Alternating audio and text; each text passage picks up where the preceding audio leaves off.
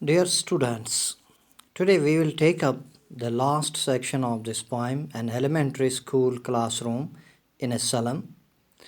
So, that is understanding the comprehension. We will take up some extracts from the poem and try to understand them, try to answer the questions at the end of these extracts. So, this poem, as you know, is about a school located in a Salem area, and the poet has visited that school. And in the first stanza, he describes the students and their condition, and in the second stanza, he describes the things inside the classroom, and then he tries to describe why these students are indifferent towards the learning, and finally he advises the people who are concerned that we shall give a free year to these students, we shall take them out and provide them an environment which is conducive to learning, which is different from the presence of their little homes like rat holes. So here is the first extract. Far, far from gusty waves these children's faces, up to his lesson from his desk. I will read it again. Far, far from gusty waves the children's faces, like fruitless weeds the hair torn around their pallor, the tall girl with her weight down head, the paper-seeming boy with rat's eyes, the stunned unlucky here of twisted bones reciting a father's gnarled disease, his lesson from his desk. So, this is the extract number 1, and in this extract the poet while visiting the school, जब वो school में गया तो वहाँ पर क्या उसने देखा? उसने उन बच्चों को देखा जो बिल्कुल ही indifferent हैं towards what is going on in this classroom.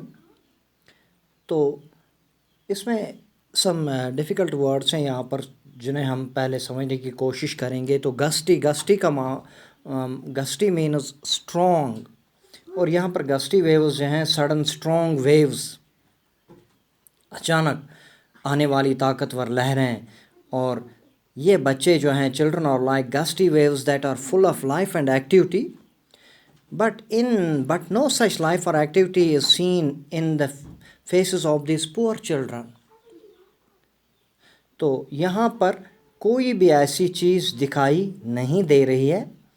तो वीड्स हैं, वीड्स कहते हैं वो चीज़ें जो अनवांटेड हैं. Wild plants growing where they are not wanted, यानी घास फूस जो है, जब बाग बगीचों में जो घास फूस उगती है वो उसको वीड्स कहा जाता है. तो पालर कहते हैं abnormal paleness of the body, यानी कि बहुत ज़्यादा जर्दी है इन बच्चों पर, क्योंकि दे आर माल न्यूट्रिशन का शिकार है. वो उनके पास खाने पीने की वाफर मकदार में अशिया मौजूद नहीं है, प्रॉपर वेंटिलेशन नहीं है, जगह नहीं है घूमने फिरने की, खेलने की. तो ये सलम डेवलपर्स हैं. और वहीं पर एक नॉल्ड है, एक वर्ड, ये एक डिजीज़ है जो which gives twisted swollen joints and rough skin, बुढ़ापे की वजह से. तो ये है वो इस फर्स्ट स्टेंजा में ये है कि यहाँ पर जो बच्चे हैं उनके जो बाल हैं वो बिल्कुल बिखरे हुए हैं, उनमें कोई जोश नहीं है. उनके बाल जो हैं वो उसी घास फूस की तरह बगैर जड़ों के लटके हुए, उनके चेहरे जर्द हैं। एक लंबी लड़की है, टॉल गर्ल, तो उसका सर झुका हुआ है, और एक बच्चा है बहुत ही दुबला पुतला है, जिसे पेपर सीमिंग बॉयज पोइट ने कहा है। और एक लड़का है बिल्कुल ही, यानी वो बेचारा, उसके भी स्वोलन ये जॉइंट्स हैं, शायद उसने अपने वालिद से वो इनहेरिट की है उसकी वो बीमारी। तो वो भी अपने डेस्क पर अपना लेसन जो है उस पर मशगूल है। तो now we will see the questions and try to answer them.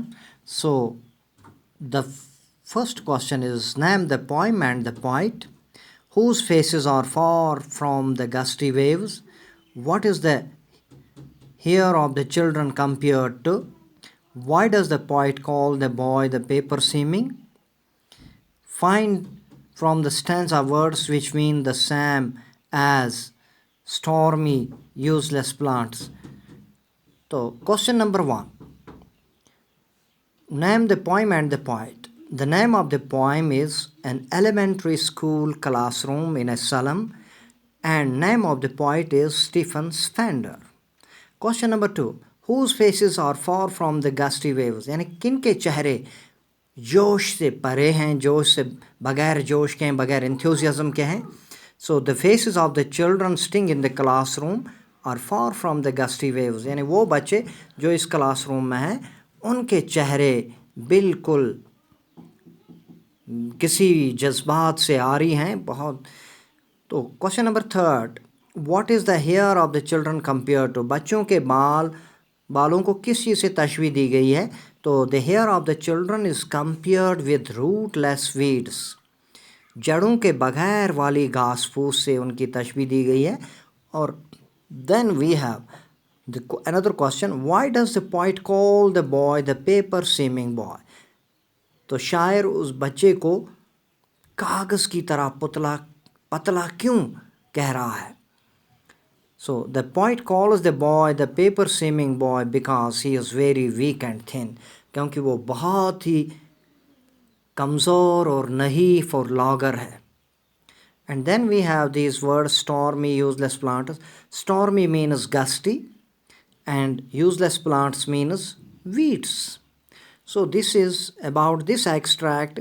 कि इस extract में हमने कौन से questions देखे और उनके जवाबात कैसे दिए हमने. Then we have extract number 2. Extract number 2. Surely Shakespeare, up to the endless night. I will read it. Surely Shakespeare is wicked, the map a bad example, with ships and sun and love tempting them to steal for lives that slyly turn in their cramped holes from fog to endless night. From fog to endless night. तो इस stanza में क्या है? इस stanza में जो wicked का मतलब है बैड, तो मॉरली, नॉट मॉरली गुड. तो इसके अलावा एक है तो map a bad example. The map shows all those seas and lands that the world has for man, but it is a bad example for poor children who can hardly move out of their slums. Then we have slyly means secretly, and tempted means temptation. So and cramped, very narrow. So up to the endless night. तो इस stanza में क्या है कि जो शायर है वो कहता है कि ये तो बहुत ही बुरी बात है कि हम इन बच्चों को, जिनके पास खाने पीने की अशिया नहीं है, जिनको खेलने कूदने की जगह मैसर नहीं है, उनको शेक्सपियर के बारे में बताएं.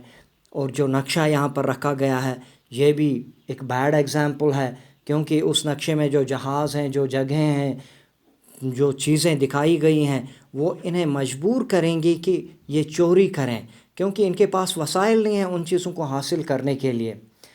ये तो चोरी छुपे अपने उन बिलों में, यानी कि जिस तरह चूहों के बिल होते हैं, होल्स होते हैं, उसी तरह तशबीह दी है शायर ने इन बच्चों के घरों को। तो ये वहाँ पर वो ना ख़त्म होने वाली रातें चोरी चुपके गुजारते हैं। So we will see the questions here. Why is the map a bad example? What is tempting them to steal? Which words mean the same as bad, alluring?